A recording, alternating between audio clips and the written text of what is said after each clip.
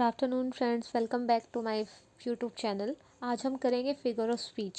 Figure of speech को जो है हिंदी में भी यूज़, ये आपका जो पोइटिक यानी जो पोएम है उसको और अट्रैक्टिव, ब्यूटीफुल और अट्रैक्टिव बनाने के लिए जो है यूज़ करते हैं। ऐसे हिंदी में जैसे अलंकार यूज़ किया जाता है पोएम को यानी कि कविता को और अच्छा दिखाने के लिए और अच्छे से उसको एक्सप्लेन करने के लिए और उससे थोड़ा और एट्रैक्टिव बनाने के लिए जो है फिगर ऑफ स्पीच का इस्तेमाल किया जाता है। हमारा पहला फिगर ऑफ स्पीच है alliteration.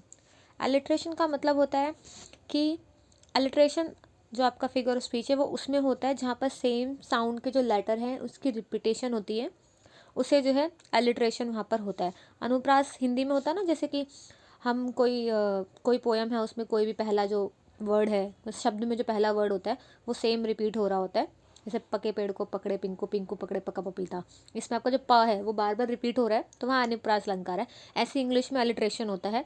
In alliteration there is a repetition of the words of same sound or the repetition of the same letter syllable at the beginning of the two or more words.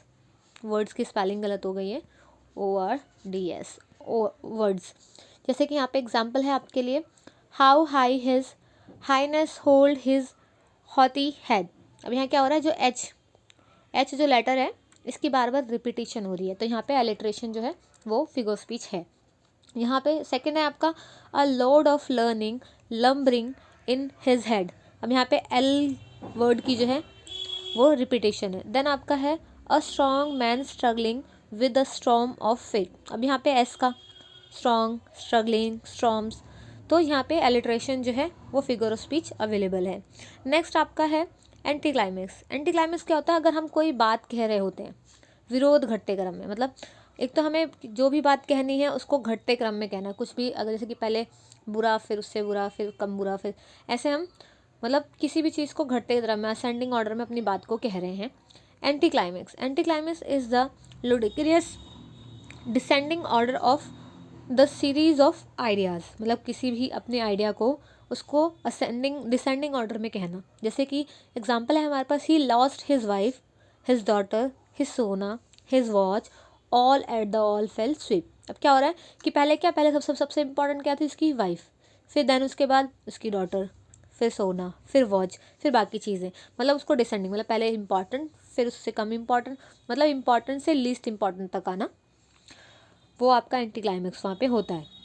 है thou great Anna whom three realms obey दो something casual take and something sometimes T.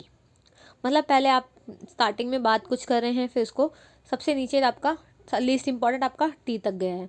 Then फिर and thou Dalhousie the great god of war lieutenant colonel to the Earl of मार।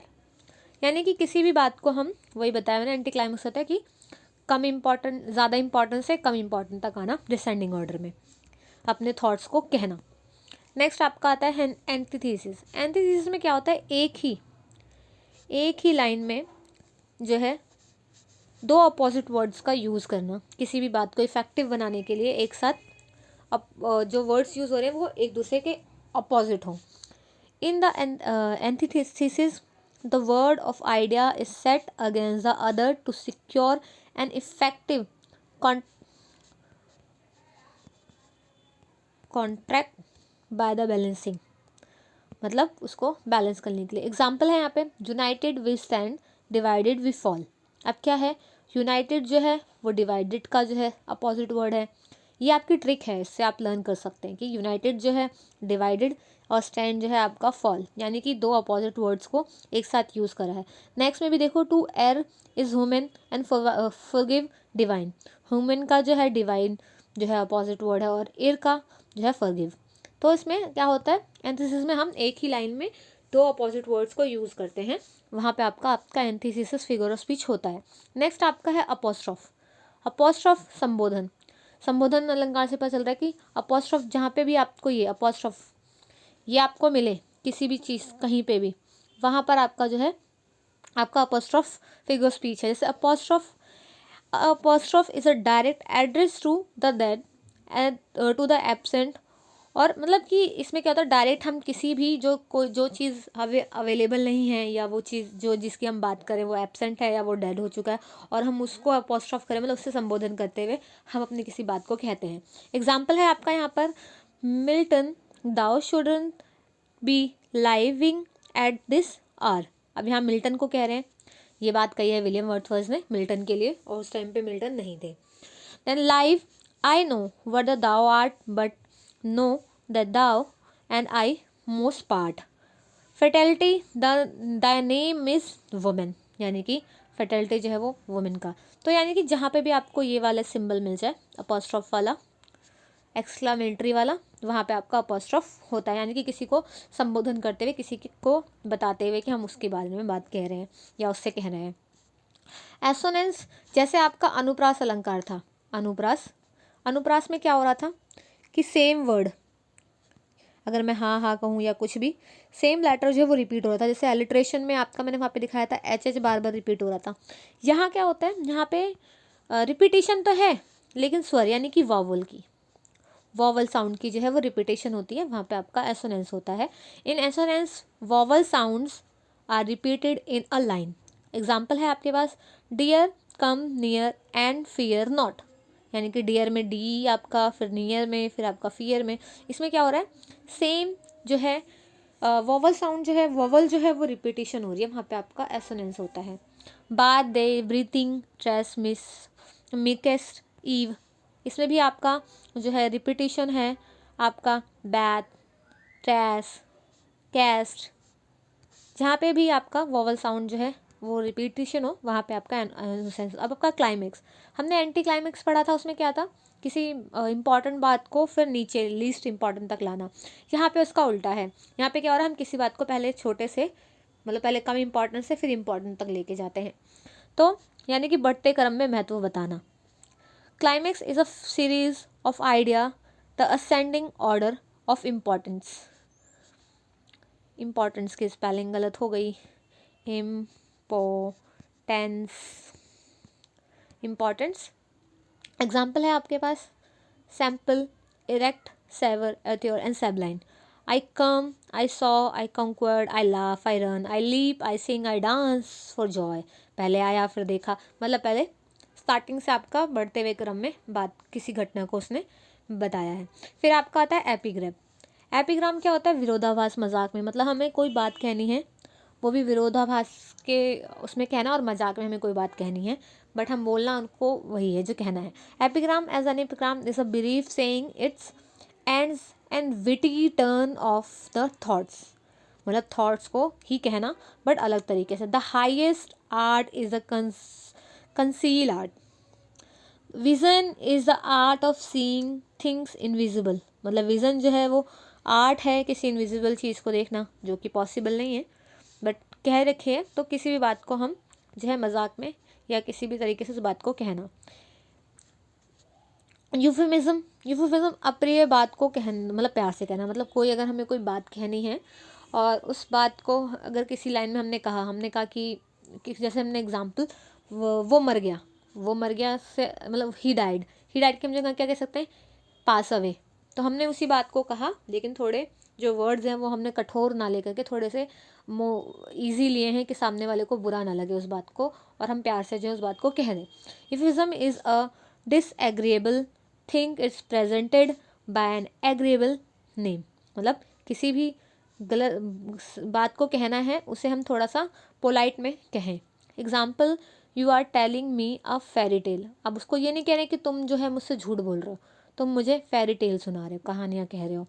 ही has fallen asleep, he was his majesty, दो बार हो गया majesty, gas for 5 years।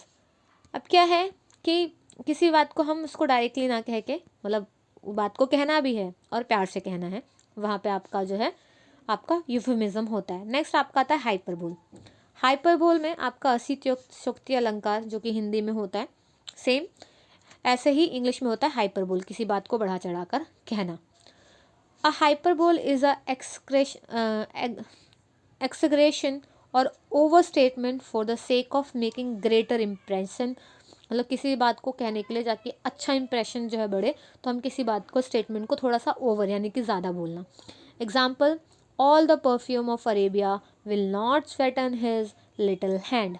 Next है आपका O हेलमेट, thou has cleft my heart is twain, why man if the river were dry I am able to I am able it to with tears fill it tear. मतलब कि इतना दुखी क्यों हो रहा है, मतलब कोई भी आदमी अगर नदी सूख भी जाती है तो मैं उसे अपने आंसुओं से भर सकता हूँ, जो कि पॉसिबल नहीं है, बट किसी बात को क्या कह रहा है, बढ़ा करके कह रहा है।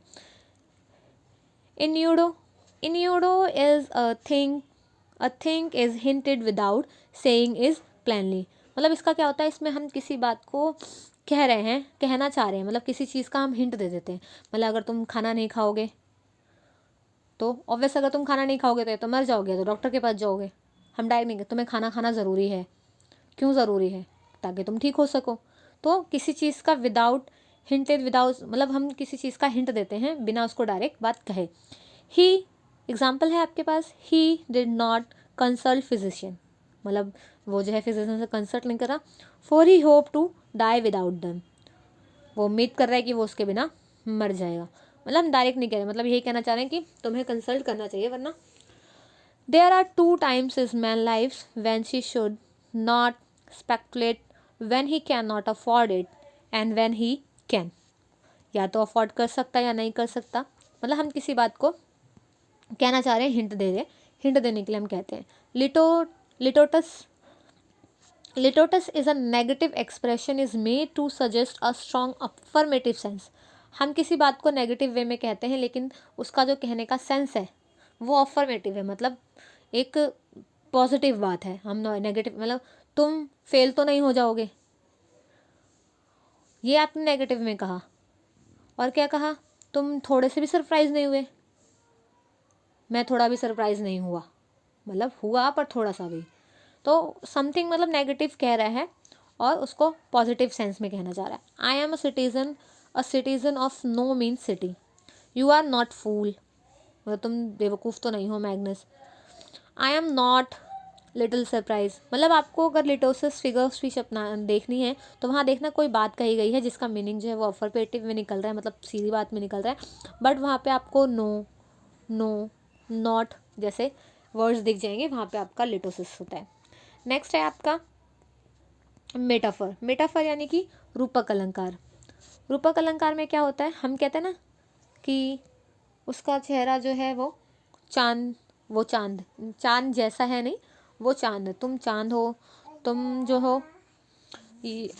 हो वो चांद। जैसे कि यहाँ पे है आपका metaphor is a compression is a made between 2 different object but the words a comparison so like as. जैसे क्या होता है आपका सिमिली में क्या होता है, सो एज, मतलब किसी भी लाइन में सो एज या कुछ दिख जाए तो वहाँ पर जो है आपका सिमिली होता है, बट यहाँ पे आपका सिमिली नहीं है, या मेटाफर है। मेटाफर में क्या होता है, आपको डायरेक्ट तो जो है उसी बात को कहते हैं। मतलब जैसे कि यहाँ पे आपके पास एग्जाम्पल है, love is a spice of life, यानी कि लव को स्पाइस बताया गया direct. Revenge is a kind of the wild justice, जो रिवेंज है उसको वाइल्ड जस्टिस का है, मतलब जो इसमें इक्वल ही कह दिया कि ये है। और the camel is a ship of the desert, यानी कि कैमल जो है वो डेजर्ट का शिप है। देन फिर आपका नेक्स्ट आता है मेटोनॉमी क्या होता है, एक लक्षणा अलंकार। Metonymy is a thing is called a something which the associate with, मतलब किसी के साथ कहते हुए। मतलब अगर मैं कहूँ तुम रोमियो मत बनो, तो ये भी उस चीज़ का है। मैं अगर शेक्सपियर पढ़ रही हूँ तो शेक्सपियर का मतलब ये थोड़ा ना कि मैं शेक्सपियर को पढ़ रही हूँ, मतलब मैं उसके वर्क्स पढ़ रही हूँ। You must address the chair, मतलब क्या है, chairman. A purse full of purse never lacked friends. The pen is mightier than a sword, यानी कि पेन को जो है माइटर कह रहे हैं। आई वॉज रीडिंग शेक्सपियर, यानी कि मैं शेक्सपियर को पढ़ रहा हूँ।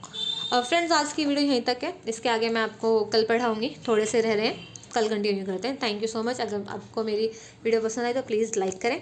Thank you so much.